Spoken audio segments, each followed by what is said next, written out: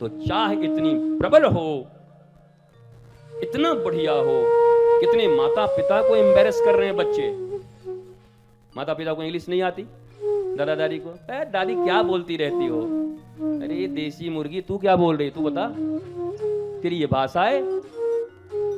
दादी जी से पूछो, शायद WHO भी जिस बीमारी को ठीक न कर सके, दादी अपने रसोई घर से हल्दी धनिया और लौंग से ठीक कर दे बड़े बड़े रोग। देखो हमारा देश क्या समृद्धि है, हम उसको मानते नहीं हैं, पर किडनी डैमेज हो उसके लिए ब्रूफेन खा रहे हैं। खाओ मरो, हमें क्या, हमें कुछ थोड़ी। ये सब बोलता हूँ मेरे ऊपर मुकदमा न कर दे सब भाई, ये सब मेडिकल वाले सब बड़े बड़े लोग हैं, पता नहीं टारगेट कर देते क्या खबर।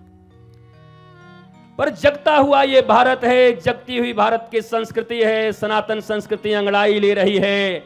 अब कोई किसी को दबा नहीं सकता।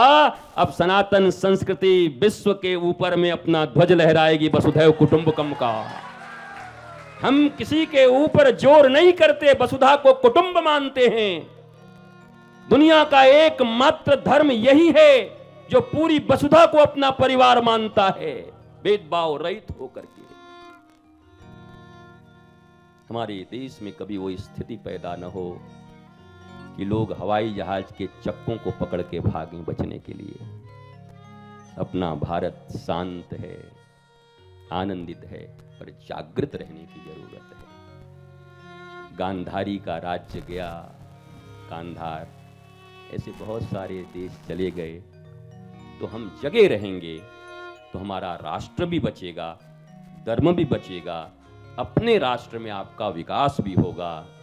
अच्छा, पहले टीवी चाहिए, फ्रिज चाहिए, लाइट चाहिए, और घर का छत उड़ गया हो तो पहले क्या बनवाओगे, बोलो?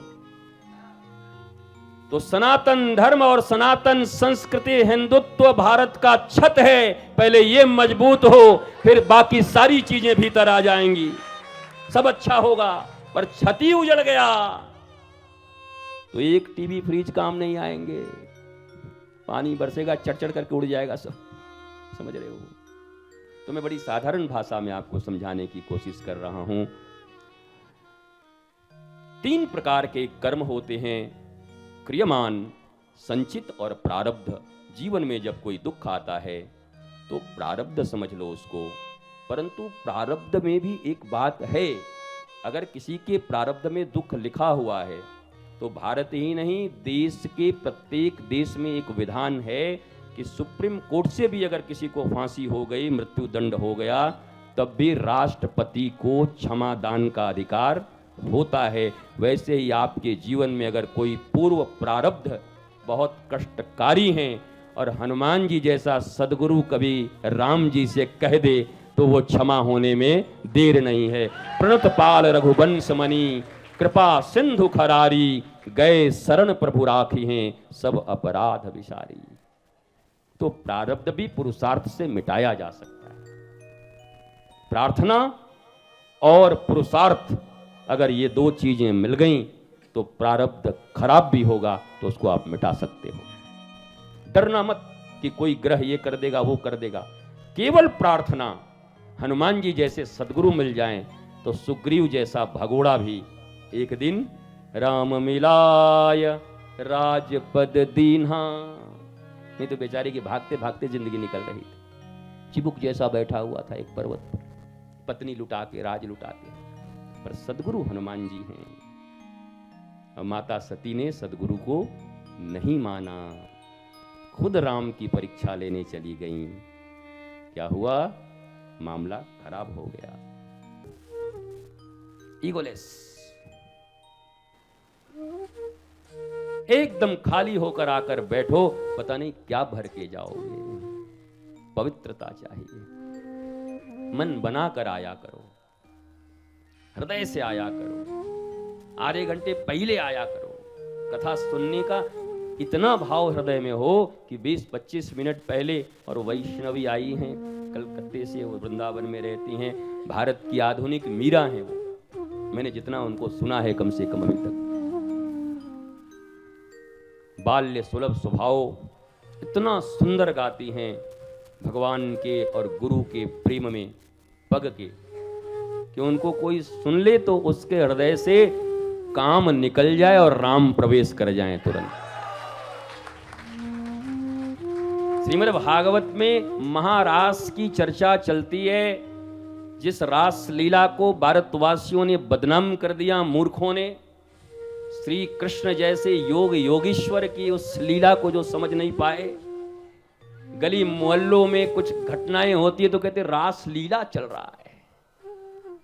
जीवात्मा परमात्मा के मिलन को महारास कहते हैं,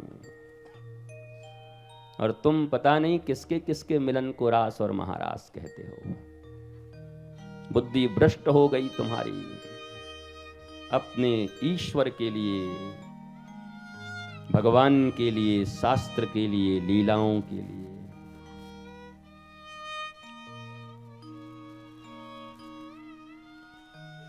पर जैसे जैसे वास्तविक अर्थों में तुम भगवान की कथा को सुनना प्रारंभ करोगे, अब मैं आपसे आज एक वादा करता हूं या प्रॉमिस करता हूं कि कल और परसों 2 दिन है ना, हाँ, अब मैं एक शब्द भी और कुछ नहीं बोलूंगा। सनातन भारत राष्ट्र मैंने 5 डेज बोल दिए। अब ये 2 दिन हनुमान जी, भगवान कृष्ण, गोपी और राम जी को लेकर के गोता ही गोता लगाएंगे, आनंद करेंगे, मौज करेंगे। इतना जोरदार, इतना आनंद, मस्ती, आंखों से निर्झर अश्रु जल बहता रहे, ऐसी कथाएं। जीवन के जितने कलमस हैं, कलुषताएं हैं, वो सब धुल जाएं। 5 डेज भूमिका तैयार हो गई। हाँ, इतना मुझे पक्का पता है, जो लोग आ रहे हैं ना, उनका हृदय तैयार हो चुका है। अब तो बस अमृत उसमें देना है, डालना है। खेत की बुआई, जुताई, नड़ाई क्या क्या होती ना, सब हो गई है। अब तो हरि नाम का बीज देना है, उसमें ठाकुर का बीज देना है, और पवित्रता से वो बीज एक दिन पौधा, बस जब देकर जाऊंगा तो कुछ दिन बचाना जरूर। पौधा जब छोटा होता है तो बकरियां भी खा जाती हैं, पर वही बरगद का पौधा जब पेड़ बन जाता विशाल, तो हाथी भी बांध दोगे तो बरगद का कुछ नहीं बिगाड़ पाएगा। प्रारंभ में अपने गुरु के द्वारा दिए गए संस्कृति, धर्म, मंत्र, सदाचार, ज्ञान, भक्ति, साधना, इसकी रक्षा करनी होती है। पर ये जैसे जैसे बढ़ता जाए, इतने दिनों तक सराउंडिंग्स ठीक रखना, अच्छे लोगों से घिरे रहना, नहीं तो खा जाएंगे बकरियों की तरह तुम्हारे पौधे को।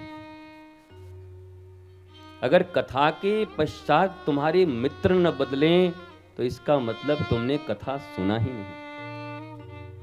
कथा के बाद अगर संबंधों के आधार नहीं बदले तो इसका अर्थ ये हुआ कि मनोरंजन करने आए थे, मनोमंथन तुम्हारा हुआ नहीं। कथा तो मनोमंथन है, जैसे समुद्र मंथन होता है। पहले विष निकलता है, विष निकलता है तो ज्वाला उठती है, विष निकलेगा तो जलन होगी ना। तो कथा में पहले क्या होता है आपको पता है? बड़ी क्रोध आता है, अरे क्या बक करते रहते हैं, बेटा बेटी के खिलाफ बोलते रहते हैं, माता पिता के खिलाफ, बहुत भीतर चोट लगती है। वो विष है जो निकल रहा है। वो विष जब निकलेगा तो उसके बाद फिर अंत में क्या आता है? अमृत। और अमृत राक्षस छीन के भी ले जाएं, लेकिन अगर तुम्हारी शरणागति और प्रपत्ति नारायण के चरणों में है तो अमृत ले तो गए थे राक्षस लोग, असुर लोग, पर पिया कौन? भले ही नारायण को मोहिनी रूप लेना पड़ा, क्या फर्क पड़ता है? जिसको जो चाहिए वो दे दिया। असुरों को चाहिए था रूपामृत और देवताओं को चाहिए था सुधामृत।